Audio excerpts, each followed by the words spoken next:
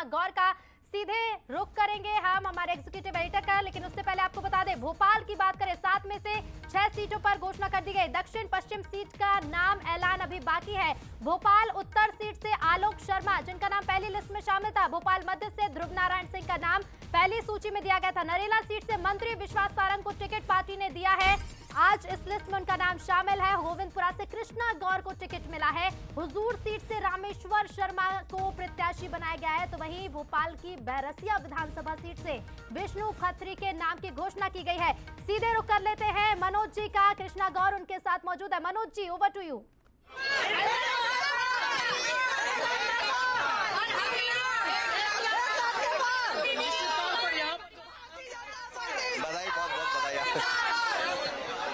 बिल्कुल रितु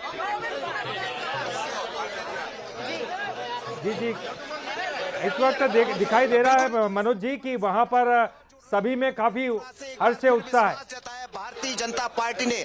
और आप देखिए यहाँ का नजारा देखिए, भारतीय जनता पार्टी तमाम कार्यकर्ता यहाँ पहुंचे हुए, महिलाओं में खासा उत्साह है, महिलाओं में खासा उत्साह है। राजेश सब यहाँ दिखाई दे रहे हैं, बड़ी तादाद में यहाँ कार्यकर्ता बल्कि झूम रही है। इस समय कार्यकर्ता झूमते गाते नजर आ रहे हैं, खासा उत्साह है कार्यकर्ताओं में सीधा हो सीधी बात मैं कर देता हूँ इस वक्त कृष्णा गौर जी से। आप देखिए ये कार्यकर्ताओं का बहुत उत्साह यहाँ देखने को मिलता है, बाधाएं लेकर पहुंचे और एक सीधा जुड़ाव जिसे कहा जाए, सीधा जुड़ाव इस वक्त रहा है कृष्णा गौर जी का। और मैं चलिए मैं सीधी बात बहुत भाई और बहुत शुभकामनाएं आपको। जी धन्यवाद, बहुत धन्यवाद, धन्यवाद, बहुत धन्यवाद। काफी उत्साह है कार्यकर्ताओं में नजर आ रहा है। जी यही आपकी पहचान रही है। जी क्या कहेंगे आप टिकट मिलने के बाद? जी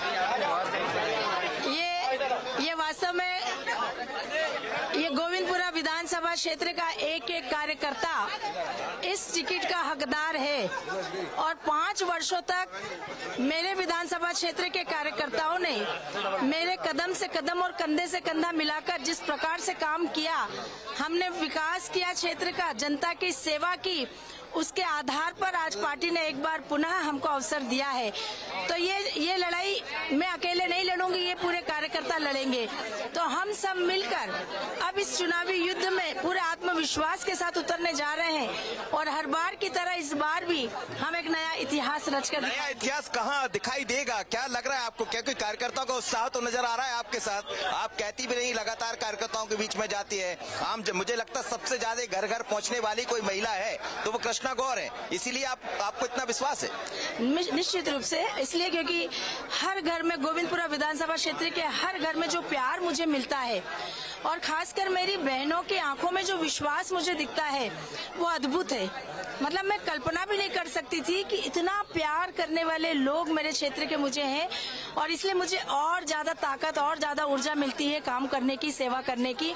इसलिए हर घर में अभी भी जब भी मैं लोगों के बीच में जाती थी तो बहनें मेरी यही कहती थी, आपके अलावा हमको कोई और नहीं चाहिए। तो मैं कहती थी कि निश्चित रूप से आपका प्यार, आपका विश्वास ही मेरी सबसे बड़ी ताकत है और मेरी पार्टी अवसर देगी तो मैं और ज्यादा ऊर्जा से। आधी आबादी पर आपकी सरकार ने भी बहुत काम किया, लाडली बहना जैसी योजना लेकर आई है, तो क्या लग रहा है कृष्णा गौर भी आधी आबादी से आती है और आधी आबादी का ज्यादा सहयोग मिलेगा? देखिए, भारतीय जनता पार्टी एकमात्र वह राजनीतिक दल है जो मातृशक्ति को सम्मान देने का काम करते हैं। हमने महिलाओं का सामाजिक, आर्थिक, राजनीतिक, शैक्षणिक सशक्तिकरण किया। राजनीतिक सशक्तिकरण करते हुए आजादी के बाद सालों से अटका हुआ बिल महिला आरक्षण का वो प्रधानमंत्री श्री नरेंद्र मोदी जी के नेतृत्व में पास हुआ है। नारी शक्ति वंदन अधिनियम का पारित होना ये देश की आधी आबादी के लिए बहुत बड़ा सम्मान है, जो इस बात का प्रतीक है कि भारतीय जनता पार्टी महिलाओं का सम्मान करती है।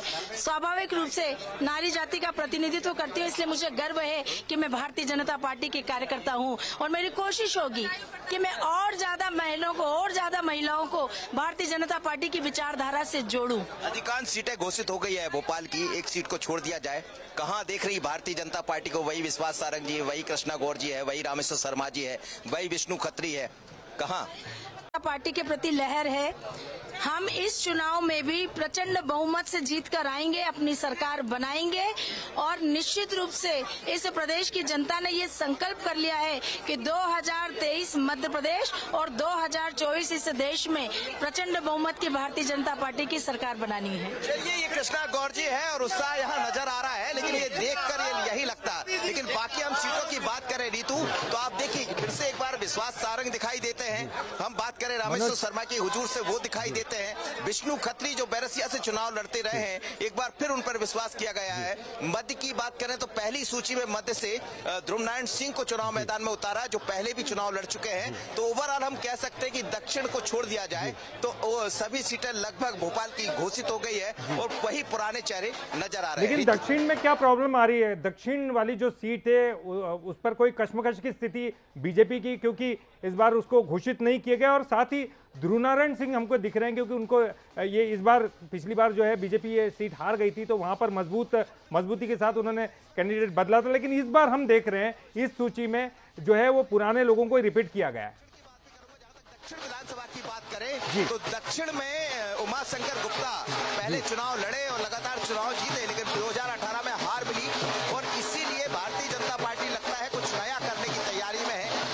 अभी कई जैसे सीटें रोकी गई, शमशाबाद है या फिर दक्षिण की बात करें तो ये सब वो सीटें हैं जिन पर मुझे लगता है कुछ विचार जरूर चल रहा होगा। लेकिन बड़ी महत्वपूर्ण इस समय तस्वीरें आप देखिएगा कृष्णा गौर के बंगले की, और जहां भी भारतीय जनता पार्टी एक तरफ विश्वास सारंग भगवान के दरबार में पहुंच रहे हैं तो दूसरी तरफ कृष्णा गौर को आप देख सकते हैं।